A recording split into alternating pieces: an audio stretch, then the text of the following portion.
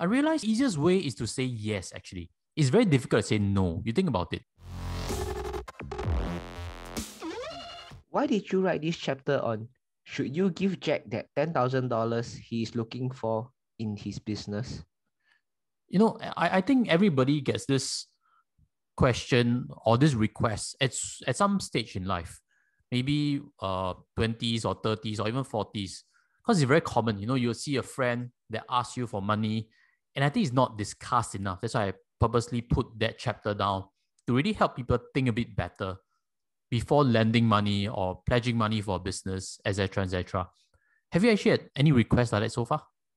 Not any major Not any major requests sum. yet. Yes, Understand. correct. Maybe I share with you. I actually firstly I actually had friends who asked before, hey, could you join my small venture? Put in this money, $10,000, $20,000, something like that, because businesses really need money to get things started. Yes. Now I want to caution readers also, because when this request comes in, I realize the easiest way is to say yes, actually. It's very difficult to say no. You think about it. If a friend asks you for a favor, you typically would say yes. You wouldn't say no. And I will caution readers, because if you say yes and the money is given and the money is lost, it's actually a step backwards to your own financial journey. Yes, agree. Agree, right? So it's saying no is actually very difficult because you're turning down a friend. You're always concerned, will it affect your friendship? But bear in mind, when you put money to a business, any business, online business, F&B business, the odds of success is actually very low. The odds that this money is gone forever is actually there. So a lot of people are very ashamed to share these stories, but I wanted to address this very difficult point. When a friend comes to ask you for money because of a venture and stuff, you should always think very carefully. Does this person have the credibility to build a business?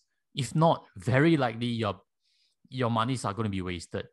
Even though you supported a friend, but that money is likely going to be wasted. Don't imagine that this friend can take your $10,000 and grow into $1 million, like those stories we see on YouTube, on CNA interview and stuff. 99.99% of the businesses are not like that. They might fail. That's my main caution.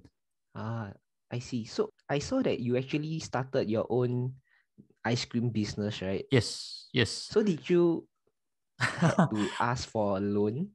So actually it relates back to my own experience. I'm that Jack, in inverted commas. Because very long ago, 10 plus years ago, I needed capital to start an ice cream business. So very, very common, you ask your family members, brothers, sisters, best friends to support you in this vision. But back then, I didn't have any experience in F&B. The product was a mess. I did ice cream, but my ice cream wasn't fantastic. The marketing wasn't fantastic.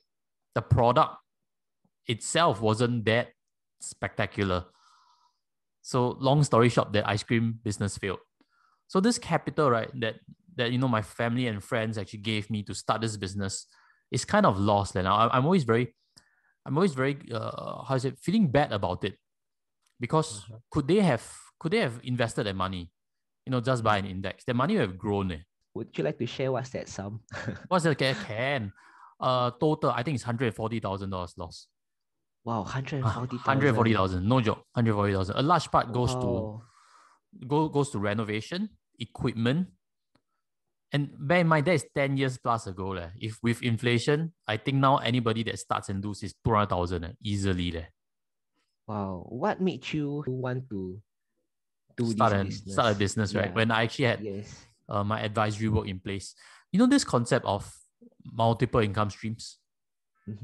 Heard before, right? Like you have this passive income stream, that business income stream. If you have 5 sources of income, it's better than one, kind of a theory. Yes, definitely. I too subscribe to that, but at the wrong execution level.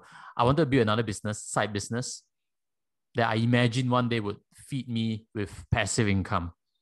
But really, when you start a business, it's 24/7. It's not like you start a business, then become a second source of income, third source of income.